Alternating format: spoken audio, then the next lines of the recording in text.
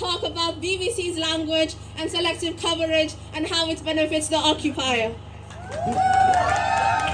BBC, shame on you. BBC, shame on you. BBC, shame on you. BBC, shame on you. BBC, shame on you. BBC, shame on you. You know, I remember some time ago when I was a little bit younger, I came across an article on the BBC, a kind of explainer of the so-called Israel-Palestine conflict. And I guess it was the first time that I was really taken aback by the nature of their coverage. And it's a piece that's still up to this day.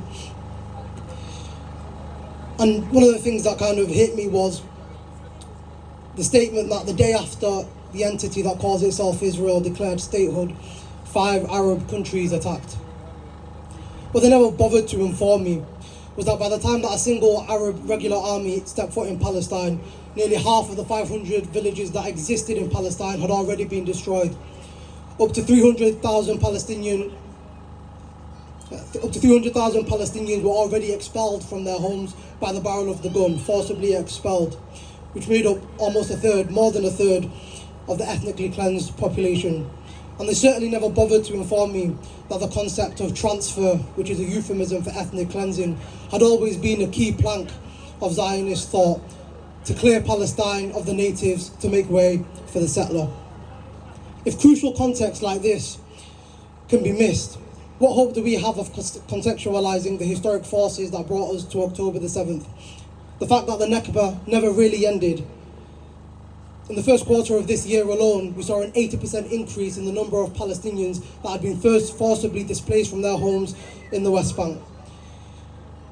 Or the fact that Gaza has been under siege for nearly 20 years now. A siege in which occupation authorities carefully calculated how many calories each Palestinian would receive to keep them in a state of near starvation. A siege that meant that up until June this year, 400 Palestinian children were denied permits to leave the Gaza Strip for urgent medical care, leaving many of them to die. A siege that brought us the slaughter in cold blood in 2018 of 223 Palestinians and the maiming of thousands of others in the Great March of Return, showing us that it was never really about the form of resistance, but rather the fact that Palestinians dared to resist at all. But it's not just a problem of a lack of context. The BBC's language distorts reality in such a way that's also beneficial to the occupier. Take, for example, the insistence of naming who runs the Palestinian or the Gazan Health Ministry, leaving the reader with the implication that the numbers of the Palestinians killed and maimed are inflated or fake. Words such as brutal or massacre are almost exclusively reserved for acts that have been allegedly committed by Palestinians. Words such as genocide are almost totally absent, despite the fact that ample evidence exists and that legal consensus exists that genocide is exactly what's unfolding before our very eyes. Israelis are killed while Palestinians have died. Take, for example, one story that was released late last month that talked of a Palestinian who lives in London. The headline reads, that Palestinian lost 42 family members, as if they all took a wrong turn home on their way back from work.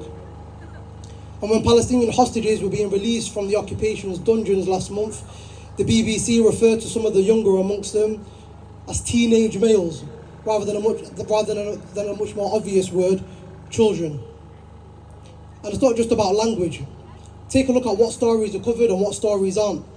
Whilst there was an article early this month that the BBC ran about stories of alleged systematic abuses of Israeli women that contained no confirmation of any forensic evidence, any pictorial evidence, or even first-person testimony to substantiate those claims, ask yourself, how many stories are there that the BBC runs that cover Israeli testimony of friendly fire that took place on October the 7th?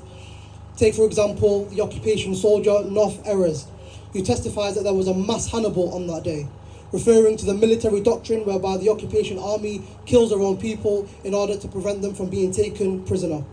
How many of the BBC's audience has ever even heard of the Hannibal Directive?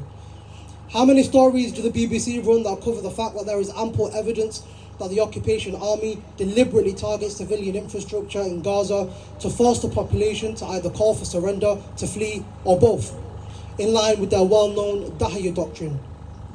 which effectively targets civilian populations to achieve politically what they're not able to do on the battlefield.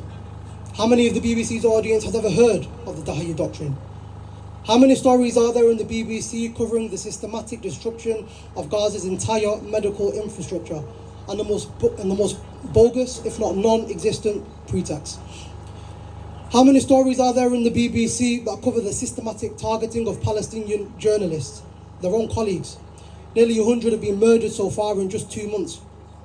You won't learn from the BBC how that is a rate of murder of journalists that far exceeds 8 whole years of the Iraq War. You see, there's a reason why context is lacking. There's a reason why language is employed in a certain way and why certain stories are ignored. Because to do otherwise would expose the reality on the ground in Gaza. The reality that history did not begin on October the 7th. The reality that Palestinians are being collectively punished, and even far worse than that, are the subjects of a genocide. The reality that what we're seeing in front of our very eyes is the true face of Zionism, of its logical endpoint. But where the BBC fails, we should thank God for the presence of true journalists in Gaza and in Palestine more broadly, the likes of Wael al-Dahduh, Samir Abu Daqa, Mu'taz Aziza, Bisal Oda, and countless others.